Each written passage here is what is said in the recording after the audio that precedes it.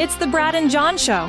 It is the Brad and John Show, and I've got to be punctual today because John has to be out the door at 8 o'clock. Matter of fact, maybe we'll finish a little early and give John a little bit of leeway. How's that, John? Oh, yeah, I got to swing by Howell North, and I got to swing a hammer and finish. I got to build a little A-frame out there. So you're getting a little money from the Atlas folks? Is that what you're telling me? I sure am. Okay. You know, I know a guy who knows a guy who knows a guy whose brother owns the company. Right. It's pretty sweet. Is that a no-work job where you can just not show up? It is. I do kind of the Italian thing where I go out there and I have one of those reflectors underneath my chin. I'm like Vito in Sopranos. Let's get a little sun. Okay. I do give my phone number out on the air, and I do. You can text me, 314-280-8880. And I got a nice text. It says, Brad may have a point. We do seem to like sending classless, crass women to Congress. Now, I think this person is probably talking nationwide and not Missouri. But, you know. And I think this person actually isn't quite fond of the great Nancy Mace, who I think is delightful. Yeah, Nancy's getting quite a reputation as well. I mean, she really is. Okay, couple different things. I know this is not the United States kind of stuff. Have you been keeping up with what's going on in Canada?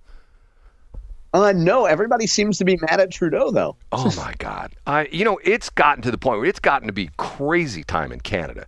And to the point where there's a guy who, and if you watch these, you can see these videos on YouTube all the time. And apparently they have some kind of a thing where Trudeau goes down and is actually in the Parliament House, whatever they call it.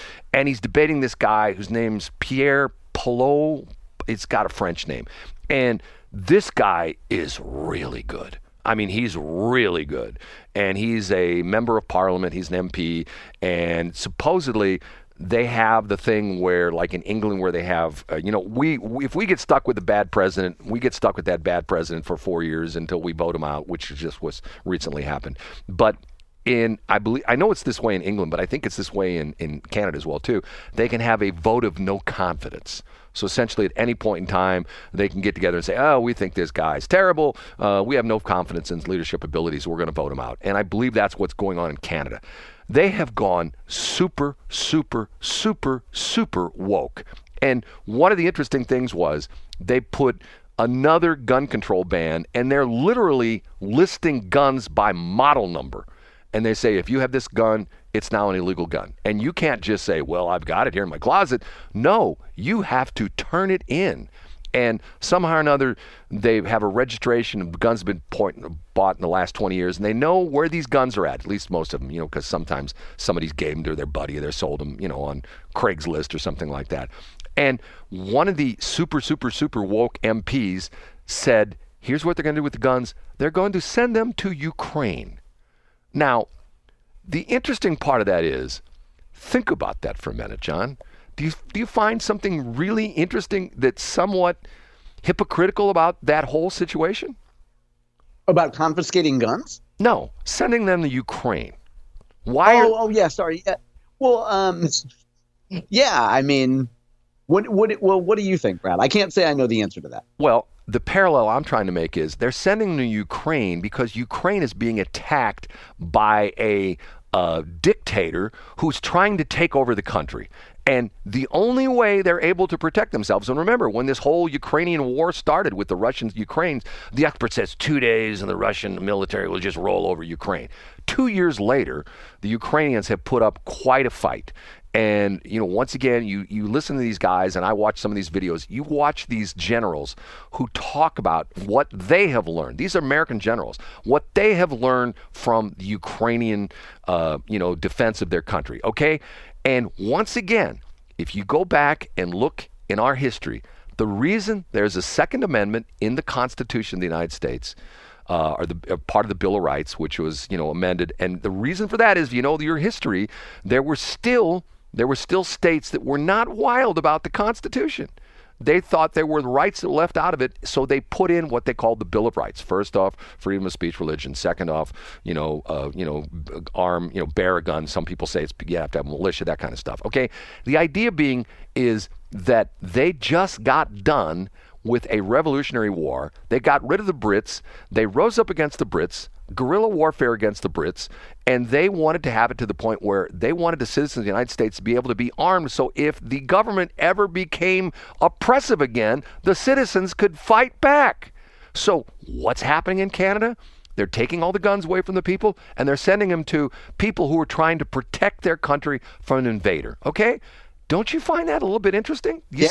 I mean, the irony of all that. Brad. Right. The irony. So are the Canadian versions of Brad Hildebrand, are they actually turning in their guns, or are they openly resisting? Well, I mean, you've got see, what's sort of interesting about this, the reason you don't hear about the gun buyback programs anymore that the cities used to have for a while. You know why that is, John? There's a bunch of different reasons. Some of them are actually... No, why is that? Well, some of them are actually funny because of the fact that there was one guy who was making guns. He was taking 2x4s and putting like a piece of conduit on the top and literally making it to something that would work.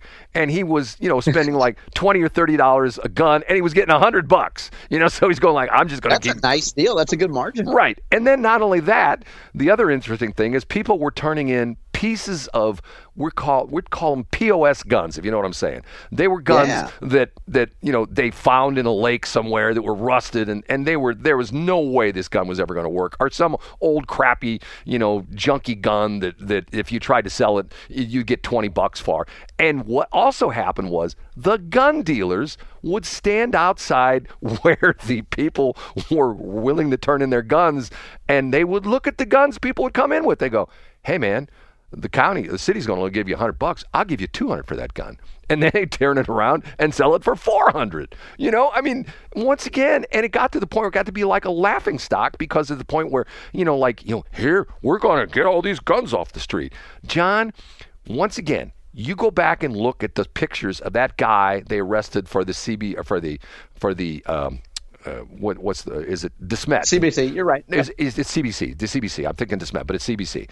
The DeSmet killing. That poor guy who was doing nothing is in the car with his father. A stray bullet from, two guys fighting it out on the interstate gets shot in the head, okay? Have you seen any of the videos of that guy, those guys? Yeah, I have, Brad. They don't look like the kind of guys that would turn in their guns for a little bit of cash. Exactly, because they got Glocks with switches with drum magazines. You know what I'm saying? And for those of you who don't know what that means, there's a little part that you can make on, a 3D printer, which one part, and essentially what it does is it changes the gun from a semi-automatic to a full automatic. And the drum magazines are these magazines that literally most of your magazines are flat, and they fit into the bottom of the gun, and that's how they're operated. It says it loads a new cartridge and blows out the old cartridge. Well, the drum magazines have a circular thing. It's like they have literally a drum where you can put 100 rounds in these guns, and those guys ain't turning those guns in. And second off, guess where those guns came from? They were stolen. Those weren't, they don't go into a gun. They're not doing the Hunter Biden thing and going in and saying, I want a gun. I'm going to fill out the form. No, I've never committed a crime. I've never smoked marijuana. I'm not addicted to drugs. I've never done any of that stuff. They're buying these, they're stealing these guns off. And you know how they get a bunch of them, John? You know where they come from? How's that? How? Sports fans. Oh, they break into cars is what you're saying. Right. They go to the Cardinals games. They go to the Blues games. You got your car. We're outside a church service at the St. Louis Basilica. Exactly. And then the guy reports his gun stolen, and he gets arrested. Wasn't that the story? He got arrested for not reporting the gun stolen He got fined. Yeah, he got fined. God, it's stuff like that just makes you want to go, okay, what are we really trying to do here? I mean, what is the ultimate goal? The guy was being an upstanding citizen. He didn't take his gun into the church because that's prohibited by, and I believe he did have a concealed carry. It doesn't matter anymore because we got constitutional carry, which I think is wrong anyway, but that's a whole other story. He goes into the church with the gun. He doesn't go into the church with a gun because it's illegal to have a gun in a church because that violates Missouri state law. Puts it in the center console. Somehow they break into his car. He claims when he came back, the car was still locked. So there's a whole story behind that. But anyway, can you tell I'm a little bit fired up this morning? Yeah, I love it, Brad. It's exciting. John, I did something yesterday that... Do you ever have somebody really tick you off? Somebody from a company, and once again, the minute someone says to me, you know what words I hate to hear when someone says this to me? What's that? We are a not-for-profit. Oh, here we go. Okay, I want to hear about this. Was somebody wanting you to do some free radio advertising? No, wasn't that. It was a company that I'm dealing with that is a not-for-profit. And when the guy threw down, we're a not-for-profit, I'm thinking to myself, okay, here we go again. And you know what my instinct, and I didn't do this with this person, and I say, oh, so in other words, you don't support the community. I've done this with other people before, and they go, what are you talking about? Well, do you have a building? Yes. Do you pay taxes on that building? Well, no. Do you have vehicles? Yes. There you go. You got them there. Do you pay taxes on those vehicles? No. When you go to the store, do you pay sales tax? No. So you don't support the community. Well, we support the community. Well, not like me and everybody else, who are paying personal property tax and real estate tax and vehicle tax and all this tax. You get a free pass. So don't give me that not-for-profit crap. You know what I'm saying? I do know. Am I losing it, John? No. It makes it well. So give us more context of what happened here, Brad. We got time. I don't know. I get myself in trouble.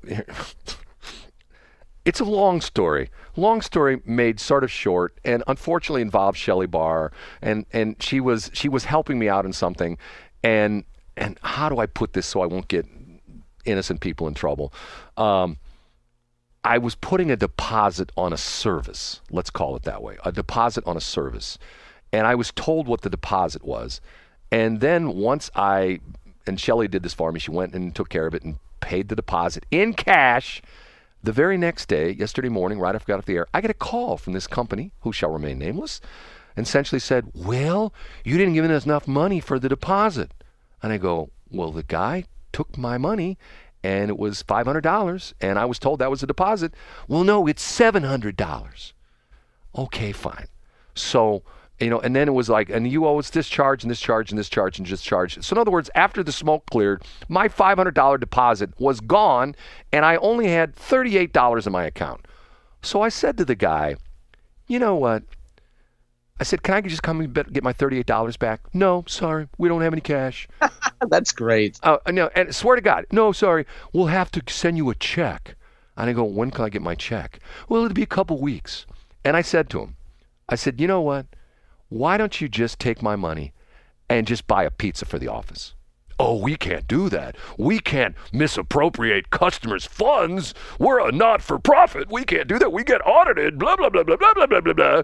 I said, look, do me a favor. Just take the money. I don't want it back. If you're going to bend me over with this crap, $500 deposit, and then it's a $700 deposit, and once again, we have members. People are going to figure out who I'm talking about in a minute. We have members. I go, am I a member? Well, I guess you are. Okay, once again, I am giving you full authority to take my $38, which you have, which you won't give back to me, and buy a pizza. And the guy says, no, sorry. So I stewed about this for about an hour. And about 11 o'clock yesterday morning, I grabbed my phone and I ordered a pizza delivered to their headquarters. That's very thoughtful of you, Brad. And I had and I'm sure they loved it. And it was less than $38, I bet. It was $25.13 with a tip. And I had it delivered to this guy's name. And you can go on. I had a Domino's pizza because there was a Domino's right down the street from this particular place, which I won't say is in Troy, Missouri. So maybe that'll really give it away. But and once again, I put on the thing, what the instructions for delivery driver, deliver to name Merry Christmas from Brad. But see, once again, it's almost like dealing with the government, and I have to tell you, I've got another thing, which unfortunately I may go public with. I am probably today, I'm going to end up fighting a church. And that's over what, Brad? Is it over land or what's it over? Over radio stations. Oh, okay. And if I mention the church, everybody will know what church this is. And to the point where, once again, you see the public view of, and I've had this happen with other churches before. This is not a new thing for me. You see, we love God, and we're so happy that we're on the face of the earth, and we're so proud of the fact that we're God-fearing people. And you deal with them at a business level, and it's like they want to cut your throat. I was just going to say they're cutthroat. They want to slice your throat. Right. They want to cut your throat, chop your arms off, decapitate you, and throw you into the river. You know what I mean? And that's but yet when their forwards-facing faces, oh, we're a religious organization. We praise God. That's what we do. We love God, and we do everything we can to praise God. And but then I go like, okay, you don't pay any taxes. You don't pay any real estate taxes. Well, we're here for a better purpose. And once again, I've got this, and this is something that's been going on for a little bit over a year, and it's coming to a head, and it ain't pretty. And it really bothers me because of the fact that I've got a person from a church who will not even take my phone calls anymore, and I'm going to show up at their office today. Now, can you tell us, Brad, did you have a business relationship with them? Do I have a business relationship? Did you? No. I will put it this way. They are, the word I took out of Selena, what's her name? Valentina Gomez. You know the word I took out of what she said? Yes, I do know the word. The F word?